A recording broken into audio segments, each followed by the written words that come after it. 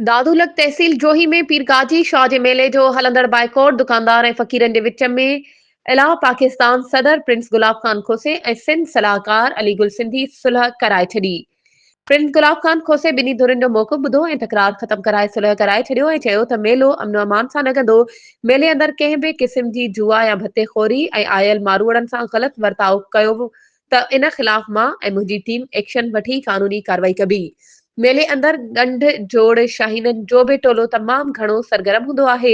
इन ख़िलाफ़ बि FIR दाख़िल कराई वेंदी। फैसले में इलाह पाकिस्तान सदर प्रिंस गुलाब खान खोसे जे सेठ जावेद अली हिंगोरो, मेला committee chairman Mir Murtaza power, सेठ MB सोलंगी, सदर इरफान अली हिंगोरो, तमाशी अगवान सेठ हाकिम अली, उस्ताद सलीम पंजाबी, इब्राहिम लिगारी, पोढ़ो सोलंगी, मज़हर सोलंगी सभिनी दुकानदारनि ऐं फ़कीर रोशन खोसे चयो त असां इलाह पाकिस्तान मेला अगवान प्रिंस गुलाब खोसे खे एतमाद करे सभु ॻाल्हियूं ख़तम करे संदसि खे मान ॾियूं था।